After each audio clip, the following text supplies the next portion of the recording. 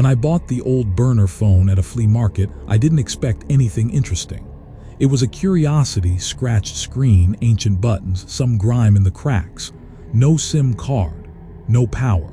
But when I charged it up out of boredom, I noticed one thing. There was only one contact saved.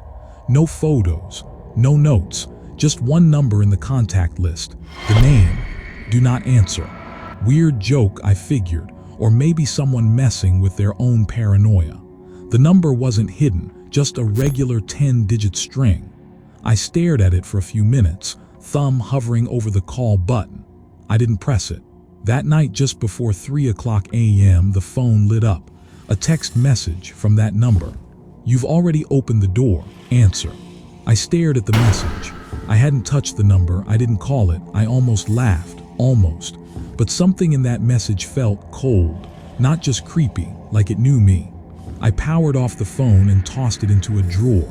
But the next night it turned itself back on. No charger, no SIM, no signal. Still, the screen lit up again. A missed call from do not answer. I didn't sleep. The next morning I checked the phone again. One new voicemail, but the phone had no SIM card, no signal, no way to receive anything. Still, the notification was there. Curiosity won. I pressed play. Static, heavy and wet like something breathing through water. Then a voice, my voice. "Why did you answer?"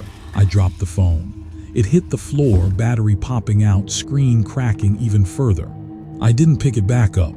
I left for work, heart pounding, hands cold. I told myself it was some prank, maybe a leftover voice recording somehow. But that night the phone was back on, fully charged, sitting on my pillow. There was a new text.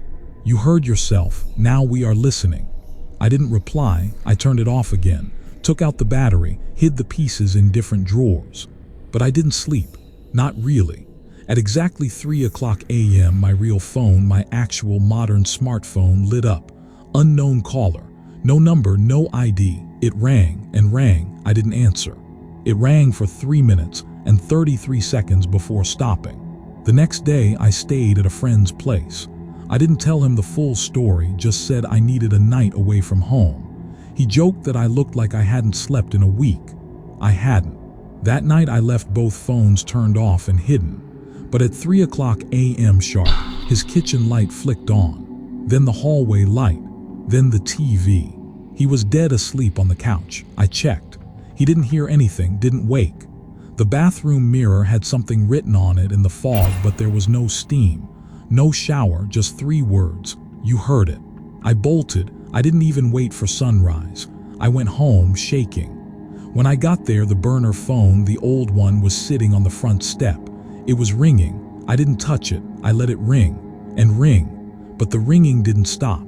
Not after 5 minutes. Not after 10. I finally picked it up and the ringing stopped before I could answer.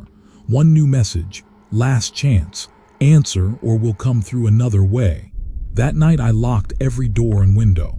I left all the lights on, music playing, TV loud.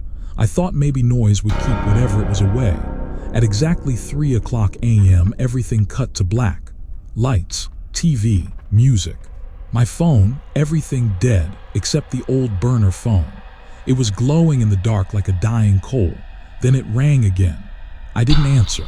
Instead, I backed into the corner of the room, phone still ringing on the table. I stared at it like it might bite. Then the phone stopped ringing. Silence. A second passed. Then the sound of footsteps upstairs, slow, heavy, wet, as if something was dragging itself down the hall, but I lived alone. I moved toward the door. Quiet, careful. The footsteps came down the stairs, creaking louder and closer. No breathing. Just that sound, dragging, shuffling, relentless. Then something knocked. Not on the door, on the window, from the inside. I turned slowly toward the window. There was something on the glass, a handprint from the inside, but the room was empty. I hadn't moved. No one else was here, no one alive. And then the burner phone lit up again. But this time no ring, just a scream. "You already answered, now it's our turn."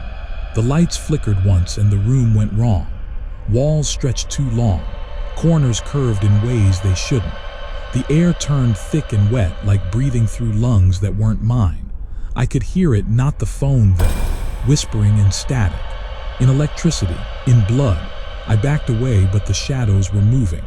From behind the door, something stepped out, or maybe unfolded, tall, thin, bones like wires, a face like a melted mask, eyes empty but somehow listening. It reached for the burner phone. I didn't stop it. The creature pressed the phone to its face, and I heard my own voice screaming from it, screaming things I hadn't said. Not yet. It looked at me, tilting its head, then whispered, "Now your number's saved," and everything went black. I woke up the next morning, on my bed, in my home, phone gone, lights normal, sunlight warm, but when my real phone buzzed, I felt ice in my chest. New contact saved, do not answer, no number, no way to delete it. Just there, waiting.